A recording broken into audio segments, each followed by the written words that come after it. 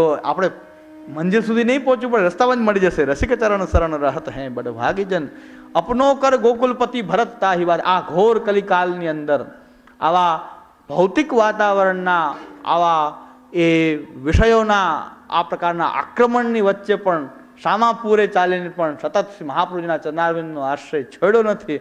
પ્રભુ કહે છે આ મારો છે. અંગીકૃત સમર્યાદ અંગીકૃત્યૈવ ગોપીશ વલ્લભીકૃત માનવ. આ તો ખરેખર મારો છે કે જેને બધાએ પ્રલોભનોમાંથી એ દૂર રહી કેવળ શ્રી મહાપ્રભુજીના ચરણને જ જેને પકડી રાખ્યા છે, શ્રી મહાપ્રભુજીના સિદ્ધાંતને એને કોઈ દિવસ છોડ્યા નથી. ભગવાન તો સાક્ષાત સામે પ્રકટ થઈને એને આની અંદર વર્ણન પણ છે કેવા જીવને ભગવાનની સામે ભગવાન પ્રકટ થવા માટે લાલાયિત થઈ જાય છે. ભગવાન પણ લાલાયિત થઈ જાય છે એની સામે પ્રકટ થવા માટે, કેવા ભક્તની સામે. એવું વર્ણન શ્રી ગોપીનાથજી કર્યું. આવા ભક્ત તમે બનો તો ભગવાન તમારી પાસે આવવા માટે એ લાલાયિત થઈ જાય છે. તો એ સતત ભગવાન જે છે પાછળ ડોલવા માંડે છે. એક ક્ષણ પણ કે પૂર્વ તૈયારી બહુ મહત્વની છે. ઠાકોરજી જાગે એની પહેલા પૂર્વ તૈયારી થવી જોઈએ. ઠાકોરજી એમને જગાવી દેવાય નહીં. સોની કરવું પડે, મંદિર વસ્ત્ર કરવું પડે, ગાદી ઝટકારવા પડે, વસ્ત્રની જોડ કાઢી રાખવી પડે, અત્તર વગેરેની તૈયારી કરવી પડે, દૂધ ગરમ કરવું પડે. બધી પૂર્વ તૈયારી પહેલા કરાય. ઠાકોરજી જાગીને પછી દૂધ ગરમ કરવા બેસાય? ઠાકોરજી મંગલભોગ કાઢવા ગણાય, ઠાકોરજીને ફટાફટ જગાવી દે અને પછી ડબ્બામાંથી આ મંગલભોગ કાઢતા હોય, ઓલું કાઢતા હોય ને. તો તૈયારી પહેલા હોય છે. આપણે દરેક સેવાની તૈયારી પહેલા હોય છે. પાત્રની, વસ્ત્રની, એ સિંહાસનની બધી જ તૈયારી પહેલા કરવામાં આવે અને પછી પ્રભુને જગાવવામાં આવે. તૈયારી પહેલી બહુ મહત્વની છે. ઠાકોરજી જાગતા પહેલા પણ કેટલી બધી તૈયારી કરવી પડે. ઠાકોરજી રાજભોગ આવે તો એની તૈયારી ક્યાંથી શરૂ થઈ જાય? એ આંધણ ચડાવી ત્યાંથી શરૂ થાય. આગલેથી ભંડાર કાઢી રાખીએ તો સવારે ગોતવું ન પડે. ઘણા વૈષ્ણવ એટલા સતર્ક હોય છે કે સવારે ટાઈમ બહુ ન જાય. આગલે દિવસે ચૂન ને દાળ ને સકડી ને વગેરે જે કંઈ કરવાનું હોય એ બધું કાઢી રાખે ભંડાર. સવારે સીધું જ ફટાફટ ઓરાવરી થાય. નાય તરત જ આંધણ ચડાવી દે. શું કામ? પ્રભુને અવેર ન થાય. પ્રભુને અવેર ન થાય. તૈયારી કાંઈ ન કરી આડેધડ સવારે એ ગોતવા જાય કે કેની દાળ કરશું ને પછી દાળમાં હજી તો કાંકરા પડ્યા છે ને હજી એને વીણશું ને પછી દાળ ઓરશું. તો આ પ્રકારે સેવા થઈ શકે નહીં. અગાઉ તૈયારીઓ આપણી સેવાની પહેલાં થતી હોય છે. દરેક સેવાની તૈયારીઓ જે છે એ અગાઉ એ થાય. એટલે આ પ્રકારે જે છે કે ગ્રંથની પણ કંઈક વાતાવરણ કંઈક એનું ઊભું થાય પછી સાધન દીપિકામાં પ્રવેશ થઈ શકે. શ્રી ગોપીનાથજી કોણ, ગોપીનાથજીનું સ્વરૂપ શું, ગ્રંથ ક્યાં, શું આ ગ્રંથ પ્રતિપાદન કરે છે વગેરે બધી બાબતોનું નિરૂપણ પહેલાં પૂર્વ ભૂમિકા પહેલાં બહુ મહત્વની છે. પછી આપણે ગ્રંથની અંદર પ્રવિષ્ટ થઈ જઈએ છીએ. પછી ગ્રંથ ચાલવા માંડે છે. પણ પેટ્રોલ, ડીઝલ કે પેટ્રોલ કે પછી પાણી ને ઓઇલ ને બધું વ્યવસ્થિત થઈ ગયું હોય પછી ગાડીનો આપણે એક્સિલેટર ચાલુ કરીએ પછી ગાડી ચાલે. પણ પેટ્રોલ વ્યવસ્થિત ભરેલું છે પહેલાં ચેક કરવું પડે. એ હવા, પાણી, ટાયર વાયર બધી વ્યવસ્થિત છે ને પછી સેલઅપ મારવાની વાર હોય ગાડી ભાગવા માંડે. પણ બધી તૈયારી પહેલાં બધું જોઈએ. એટલે આપણે પહેલાં ગ્રંથની શરૂઆતમાં ઘણાને કંટાળો આવી જાય કે સાધન દીપિકા છે કે બીજું શું છે. પણ એ ગ્રંથની માટેની ભૂમિકા છે જે ગ્રંથને તૈયાર કરે છે. ગ્રંથ માટે આપણને તૈયાર કરે છે કે આપણે બધા તૈયાર થઈ જઈએ આ ગ્રંથને ભણવા માટે. એના વિષય વસ્તુને ગ્રહણ. જ્યાં સુધી ગોપીનાથજી વિશ્વાસ નથી, ગોપીનાથજીના સ્વરૂપમાં સંદિગ્ધતા બનેલી છે કે પુષ્ટિ છે કે મર્યાદા, તો પછી આ ગ્રંથ એમની વાણી આપણને હૃદયારૂઢ કેવી રીતે થઈ શકે? જ્યાં સુધી શ્રી મહાપ્રભુજીના સ્વરૂપનું જ્ઞાન નથી ત્યાં સુધી શ્રી મહાપ્રભુજીની વાણી પણ આપણને હૃદયારૂઢ ન થાય. મહાપ્રભુજીની વાણીમાં સંદેહ ઉત્પન્ન થાય. તો એ મહાપ્રભુજીની વાણીમાં પણ સંદેહ થઈ રહ્યો છે. ને મારો પ્રયાસ કે બધાનો પ્રયાસ જે સિદ્ધાંતને જાણનારા, ગ્રંથને જાણનારા બધાનો પ્રયાસ એવો હોવો જોઈએ કે આપણે સિદ્ધાંતની રજૂઆતને કોઈને જરા પણ સંદેહ રહેવો જોઈએ. એટલે હું કહું છું કે તમારી અંદર કાંઈ સંદેહ હોય તમે એને પૂછો. તમે પૂછી શકો છો, પ્રશ્ન કરી શકો છો, પણ સંદેહ એ રહેવો જોઈએ નહીં. સંદેહ રહેશે તો આપણે આ પુષ્ટિપથ ઉપર નિસંદિગ્ધ રીતે ચાલી શકશું નહીં. કારણ કે આજથી ઘણા વર્ષો પહેલાં અમારી અંદર પણ અમારાથી મોટા ઉંમરના હોય ને એ પરસ્પર બે વિરોધાભાસી વાત કરતા હતા. આપણને એમ થાય કે આપણે કોનું માનવું કોનું. આજથી 10-15 વર્ષ પહેલાં મારી અવસ્થા આવી હતી કે આ છે બે મોટા ગ્રંથનું અધ્યયન કરનારા, બે પ્રકાંડ વિદ્વાન, એક કહે છે કે આમ છે ને એક કહે છે આમ છે. પાસે બેસાડીને ભણાવે કે નહીં આમ જ કહેવાનું, આમ જ બોલવાનું. તો સંદિગ્ધતા ઉત્પન્ન થતી કે આ બે અલગ અલગ વાત કરી રહ્યા છે, સાચું કોણ ને ખોટું કોણ. તો સંદેહ બધાને બન્યો રહે છે. તો ભાઈ અમને પણ આવો સંદેહ બન્યો રહ્યો હતો. એટલે મને એમ થાય છે કે જ્યાં સુધી નિસંદિગ્ધ રીતે આપણે આ માર્ગને સમજશું નહીં, ત્યાં સુધી આપણી અંદર પણ એક દ્રઢતા ઉત્પન્ન નહીં થાય. એક દ્રઢતા જે થવી જોઈએ નહીં થાય કે આ કે સાચું કે આ કે સાચું. અને પ્રભુ કૃપા એવી થઈ છે કે આપણે સાચા હોય. હું તો ક્યારે એમ કહેતો નથી હું સાચો છું કે સાચો જ હું કહું બધાએ માની જ લેવાનું, પણ મહાપ્રભુજીનો ગ્રંથ કોઈ દિવસ ખોટું હોશે નહીં. શ્રી મહાપ્રભુજીનો ગ્રંથ કોઈ દિવસ ખોટું નહીં બોલે. શ્રી મહાપ્રભુજી શ્રી ગુસાઈજીની વાણી તો કોઈ દિવસ ખોટું નહીં બોલે. એટલો વિશ્વાસ તો હું ધરાવું છું કે આ ગ્રંથ તમે ખોલો, આ ગ્રંથ તમને તો કંઈક શ્રી મહાપ્રભુજી તમને પ્રેરણા કરશે, કંઈક આમાં તમે પણ કંઈક વિચારશો, પણ ગ્રંથ તમે ખોલો એનો પાઠ કરો, તમને પણ કંઈક શ્રી મહાપ્રભુજી અવશ્ય પ્રેરણા કરશે. તો એ તો કોઈ દિવસ ખોટું નહીં હોય. ગ્રંથ ખોટો નહીં હોઈ શકે, હું ખોટો હોઈ શકું, મારું અર્થઘટન ખોટું હોઈ શકે, મારી કંઈક વિચારશૈલી એ ખોટી હોઈ શકે, પણ વૈષ્ણવ ગ્રંથ ખોલતા થશે, ગ્રંથ વાંચન કરતા થશે, ગ્રંથ તો ખોટું નહીં બોલે. કમસે કમ એટલો તો વિશ્વાસ દરેકને હોવો જોઈએ. એ મને એવી વાત મળી કે ઘણા પત્રિકા લઈને એ આમ ડૂચો બોલાવી દીધી પત્રિકા. મેં કીધું મૂર્ખ લોકોને ખબર નથી ગ્રંથમાં આ પત્રિકામાં શું લખ્યું હતું. મારા નામ ઉપર ચકો મારી દે તો કઈ વાંધો નહીં, પણ ત્યાં શું મહાપ્રભુજીનું નામ લખેલું છે, ઠાકોરજી મારા નામ ઉપર ચોકડી મારી દે, થૂકી દે તો કઈ વાંધો નથી, આપણને શું ફેર પડે. એને બહુ ખીચ ચડતી હોય તો થૂકી દે એ નામ ઉપર.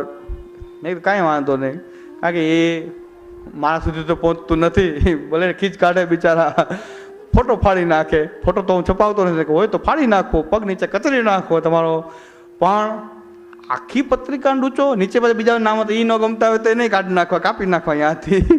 એને તો કાતર જ મૂકવી જોઈએ, કારણ કે નીચે નામ બધા વૈષ્ણવના જે હોય. પત્રિકામાં શું હોય કે આયોજક હોય એના નામ હોય, ઉપર કંઈક આપણું નામ હોય. જે ન ગમતું એ કાઢી નાખો, કાંઈ વાંધો નહીં, પણ પત્રિકાનો ડૂચો બોલાવી રહ્યા છે. કેનો ડૂચો બોલાવી રહ્યા છો? મેં કીધું જે મહાપ્રભુજીના નામનો ડૂચો બોલાવી રહ્યો છે. મેં કીધું આ નિકંદન કાઢનારા જ પત્રિકાનો ડૂચો વાળે.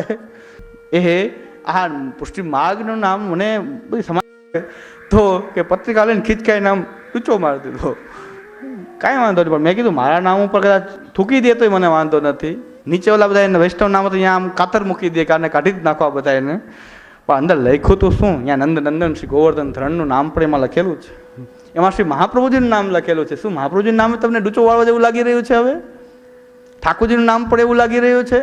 એમાં પુષ્ટિ માર્ગનું કંઈક લખેલું છે, પુષ્ટિ માર્ગનું નામ લખેલું છે, પુષ્ટિ માર્ગનો કંઈક સિદ્ધાંત લખેલો છે. એ કાંઈ અનુકૂળ આવતો નથી. તો આ આસુરી વૃત્તિ છે આપણી અંદર પ્રકટ થઈ જાય છે, આ આસુરી વૃત્તિ.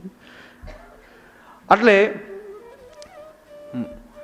મારા વિરુદ્ધ પત્રિકાઓ છપાણી સૌરાષ્ટ્રમાં, અહીં તો નથી છપાણી, અહીં તો ખાલી ધમકી મળી છે કે હવે અમારે છાપવી પડશે. મેં કીધું આ સહર્ષ હું તો આમંત્રણ આપું છું કે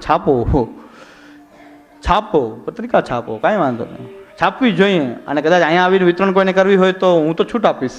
મારા વિરુદ્ધની પત્રિકા કોઈને અહીંયા વાંટવી હોય તો જરાય આપણે હોબાળો કર્યો નહીં, અહીંયા આપીને બધાને હું તો કોઈ વ્યક્તિગત આપું. મને એક આપો, હું મટાવીને રાખી, હું ડૂચો નહીં વાળું, ડૂચો ન વાળું, કોઈ દિવસ ડૂચો ન વાળું. કારણ કે કાંઈક તો તમે શ્રી મહાપ્રભુજીનું નામ તો લખ્યું હશે ને એની અંદર, તો મારે એને સાચવીને રાખવું જ જોઈએ. મહાપ્રભુજીનું નામ તો કાંઈક લખ્યું હશે, મને ભલે ગાળો આપી હશે, ગમે એ હોય.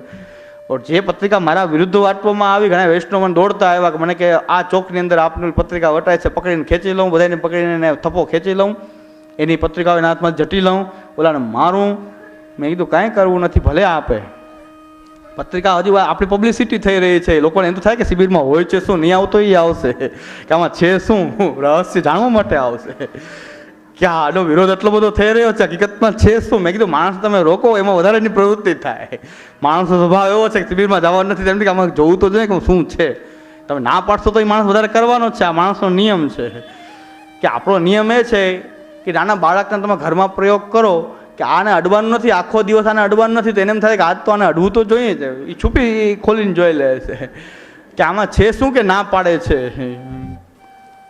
આમાં ના પાડે છે એનું કારણ શું, આમાં છે શું, ખોલવાનું તો ના પાડે છે, પણ આમાં રહસ્ય શું છે, જવું જ. મેં કીધું આ તો પબ્લિસિટી થશે, ઉલટાનું જે નહીં આવતો એમ થાય કે શિબિર છે શું, આવતો થશે કે આમાં કંઈ સાંભળવાનું તો કંઈક હોય છે.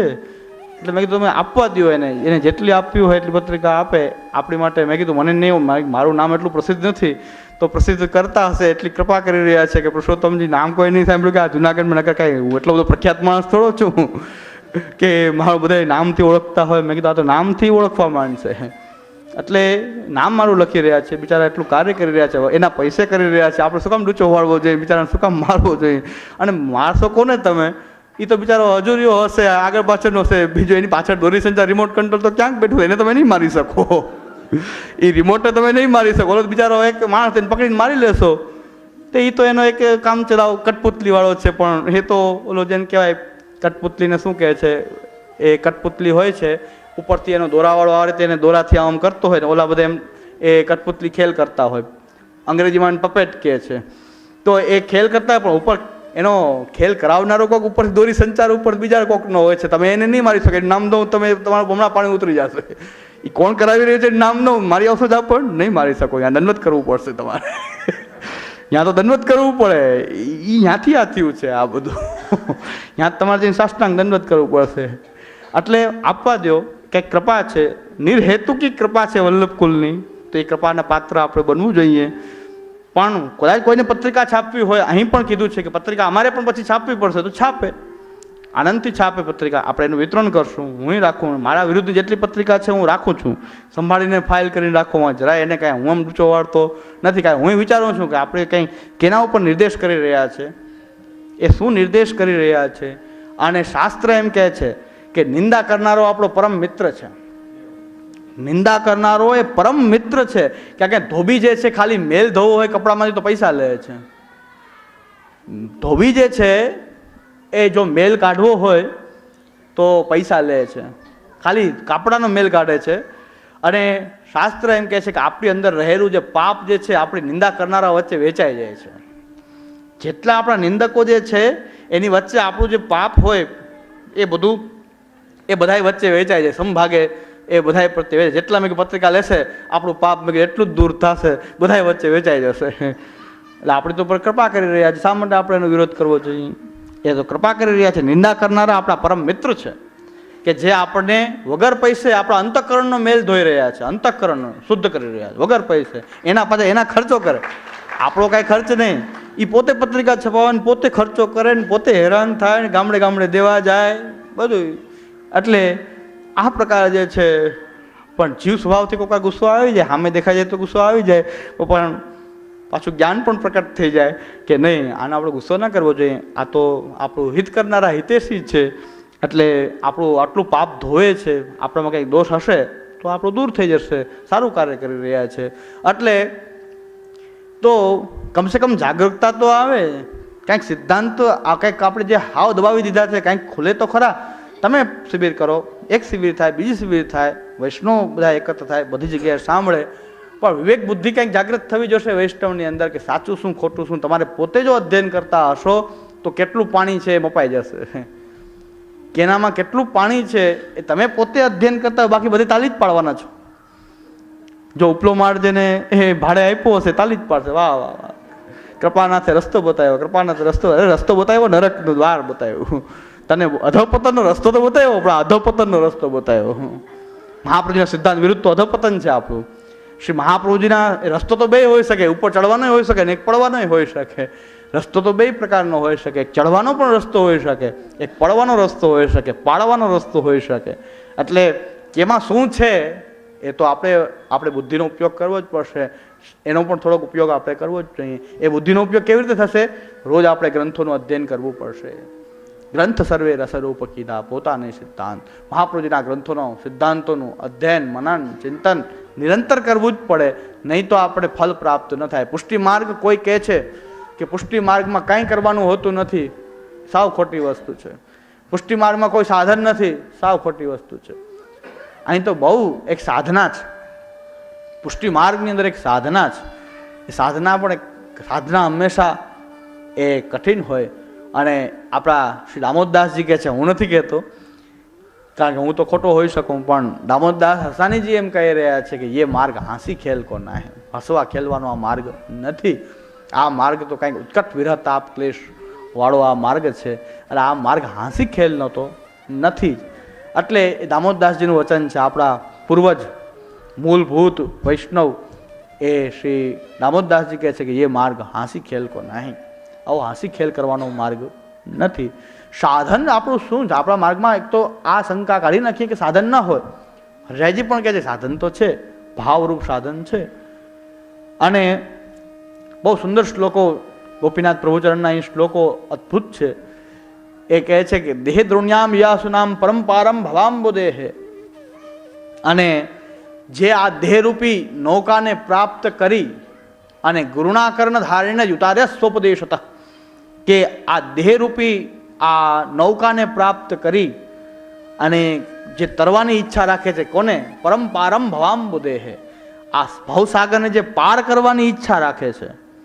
અને જો મહાપ્રભુજી જેવા ગુરુરૂપ કર્ણધાર હોય અને એના ઉપદેશ પ્રમાણે જો ચાલવામાં આવે તો ઉપદેશથી મહાપ્રભુજી અંગીકૃતૌ સમર્યાદઃ, ઉપદેશથી આપ પોતાના જીવને એ દિશા બતાવે છે. કર્ણધારે ગુરુના કર્ણધારેણ ઉતાર્યા સ્વોપદેશત, પોતાના ઉપદેશથી આ ભવસાગરને પાર આપ પહોંચાડે છે. શ્રી મહાપ્રભુજીએ બીજું કંઈ પ્રમેયબલ નહીં, કોઈની માટે પ્રમેયબલ આપે બતાવ્યું પણ હશે, પણ દરેક જીવો માટે તો આપ કહે છે પોતાનો ઉપદેશ. એ ઉપદેશ પ્રમાણે જો ચાલવામાં આવે તો આ દેહરૂપી જે નૌકા છે એમાં બેસીને આપણે પાર ઉતરી જઈએ. આપણે કંઈક જુદા છીએ, દેહ કંઈક જુદો છે. આ નૌકા છે, આપણે બેસનારા છીએ, મુસાફર છીએ, જે આ નૌકામાં અત્યારે બેઠા છીએ. આપણે આને જ પોતાનું સ્વરૂપ માની લીધું છે. આપણી મોટી ભ્રમણા ઉત્પન્ન, સ્વરૂપ વિસ્મૃતિ. આપણે એમ કે આ દેહ છે એ જ હું છું, દેહથી અતિરિક્ત મારું કોઈ સ્વરૂપ નથી. આવા કેટલાય દેહ બદલાયા. તો અહીં શ્રી ગોપીનાથજી આજ્ઞા કરે છે કે દેહ દ્રોણ્યામ યાસુ નામ પરંપારમ ભવાંબુદેહે ગુરુના કર્ણ ધારેણ ઉતાર્યા સ્વોપદેશત, પોતાના ઉપદેશથી જ ગુરુ જે છે એ પાર ઉતારે છે, કર્ણધાર છે. ગુરુને ઉપમા આપી છે કર્ણધારને. કર્ણધાર એટલે કે નાવ છે એ દેહ છે અને એમાં બેઠેલા મુસાફિર એ જીવ છે, અને ગુરુ જે છે એનો કર્ણધાર છે. નાવને જેમ ચલાવે, હલેસા લગાવે એ પ્રમાણે નાવ ચાલે. પણ એ કુશળ હોય ગુરુ, મહાપ્રભુ જેવા ગુરુ જ્યારે શબ્દનો પ્રયોગ કરીએ છીએ ત્યારે શ્રી મહાપ્રભુજી જ આપણી સમક્ષ એક ગુરુરૂપ તો શ્રી મહાપ્રભુજી જ હોઈ શકે. એટલે આપણા પુરુષોત્તમજી, સુરતના પુરુષોત્તમજી આજ્ઞા કરે છે, હું નથી આજ્ઞા કરતો, પણ પુરુષોત્તમજી એમ આજ્ઞા કરે છે કે શ્રી મહાપ્રભુજી જે છે એ સર્વના ગુરુ છે અને દીક્ષાદાતા જે છે ગુરુદ્વાર રૂપ છે. આ સિદ્ધાંતના પ્રતિપાદક અહીં સુરતના મહાન 10 દિગંત વિજયી આચાર્ય શ્રી પુરુષોત્તમજી છે. એટલે હું નથી કહેતો કે ઝંડો કોઈને ફરકાવો હોય તો એની સામે ફરકાવે, મારે કંઈ વાંધો નથી. હું તો એમનું વાક્ય મૂકું છું કે આપ, હું એ ગુરુ શબ્દથી પુરુષોત્તમજી કહે છે શ્રી મહાપ્રભુજી જે છે એ ગુરુ છે અને દીક્ષાદાતા જે છે ગુરુ દ્વાર રૂપ છે, દ્વાર રૂપ છે. એટલે ગુરુદ્વાર છે, ગુરુ સુધી પહોંચાડનારા, દ્વાર રૂપ છે, ગુરુના ઉપદેશને પહોંચાડનારા. પણ આ ઉપદેશ જ એવા છે કે જેનાથી આપણે પાર ઉતરી શકીએ. શ્રી મહાપ્રભુજીના ઉપદેશ જ એવા છે કે જેનાથી આપણે આ દેહરૂપી નૌકામાં બેસીને પાર ઉતરી જઈએ. આ દેહ આપણને બહુ સુંદર મળ્યો છે, આનો પૂરેપૂરો સુંદર ઉપયોગ કરી અને આપણે આ ભવસાગરને પાર ઉતરી જઈએ. અને એના માટે ગુરુના જે વચનો જે છે એને સંગ્રહ કર્યો છે, ઉપદેશોનો સંગ્રહ કર્યો છે શ્રીમદ પ્રભુચરણ શ્રી ગોપીનાથજીએ.